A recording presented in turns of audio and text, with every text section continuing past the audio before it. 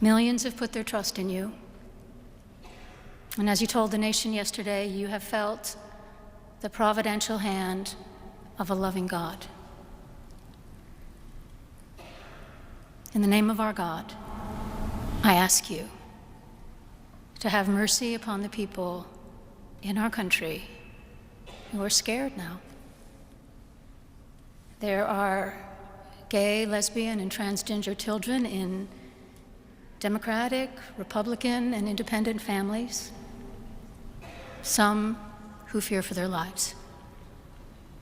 And the people who pick our crops and clean our office buildings, who labor in poultry farms and meat packing plants, who wash the dishes after we eat in restaurants and work the night shifts in hospitals, they may not be citizens or have the proper documentation, but the vast majority of immigrants are not criminals.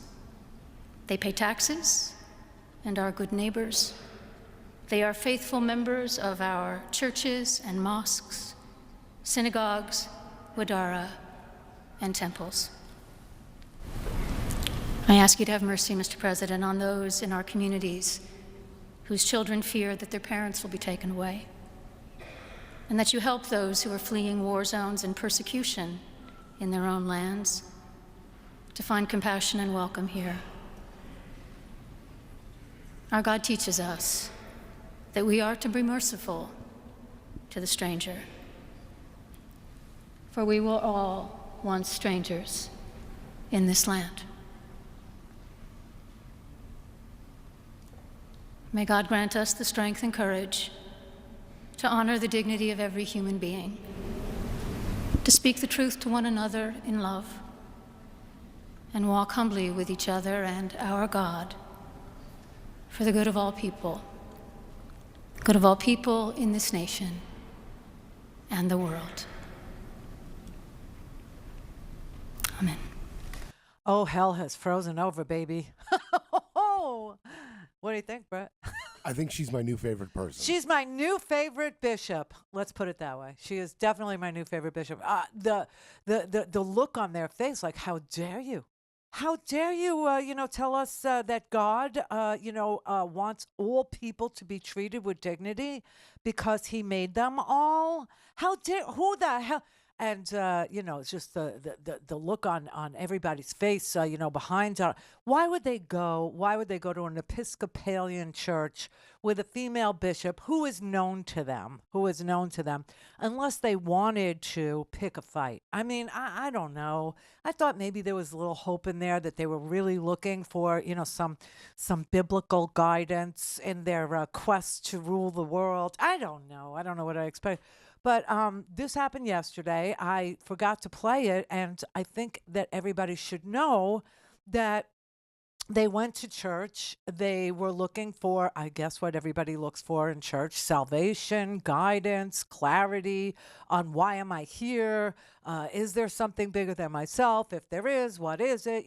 Just hear me out, kind of a thing.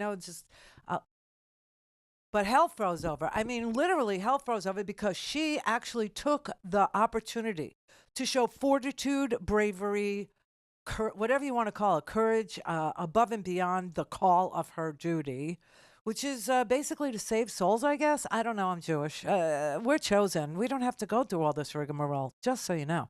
But okay. Somebody was mocking me on the social medias. Oh, I'm shocked.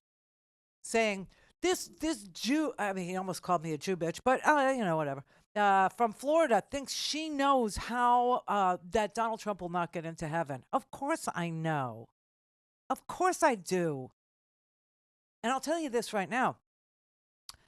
The evidence that hell has frozen over is not just this bishop in Washington, D.C., laying out the wherefores and the whereas and the thuslies in the Bible to Donald Trump about how you treat all people, regardless of, whether you like them, you don't like them, you approve of them, you don't. It doesn't matter. Judge not lest ye be judged, like the whole thing. The evidence that hell froze over is Look outside, Deep South. Look outside. It's snowing in the Deep South. It's snowing in Alabama. It's snowing in Florida. Here's the thing about Florida. In Florida, we could all at least look at each other and say, well, at least it's not snowing here. What, huh? No, what are you going to tell yourself now, people? What are you going to tell yourself now? So there are now 2 seasons in Florida, okay? There's hot, humid, and blizzard season. I don't know what happened. I honestly don't. But look, this is just such a crazy, crazy time. And I will tell you that I don't think you need to be able to read entrails of lambs to know that snowing in the Deep South is a very, very bad sign for Donald Trump, who had it snow on his second day. It's not a good sign. It just isn't. And yes, no, he's going to have to ask for the management to come and hear him out when he gets to the pearly gates, because they're not going to let him in. They're not. The do unto others thing, that's real. You know where that's real? It's real in the Constitution. Yes, it's real. It's a real thing. And, he just won't do it. So everybody's, very, very upset. And I will say, obviously it's Wednesday, so I have clean hair on Wednesdays. And I go to get a blowout on a Wednesday, even if it's, sleeting, even if it's snowing, even if it's raining. It just doesn't, my hair comes first. Okay, it does. I'm a New Yorker. I'm not freaked out by any of these weather events, let's say. However, it is freaky to see people in airboats, airboats, everybody, doing donuts in the snow. Look at that. All right.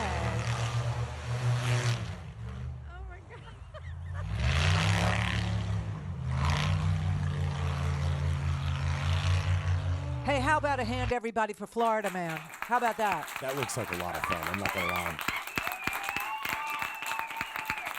Yeah, until the water actually is not completely frozen and you die. Do you know what I'm saying? Like, that's Florida man stuff, okay? I saw a guy, though, in Houston, strapped a pair of skis on his feet there and was skiing down a flight of stairs. You know what I mean? It's like, you people... Do I have to really pay for you to get health care? Do I? Yes, I do, because the Bible. I guess that's why. That and Obamacare. I don't know. But okay, so everybody at the hair salon was really, really peeved. They were really, really upset. And you got to remember, who they voted for. It wasn't for Kamala. One person did. My Angie, my beloved, my best friend, my beautiful friend Angie. She's English and she still has English sensibilities, and so she votes accordingly.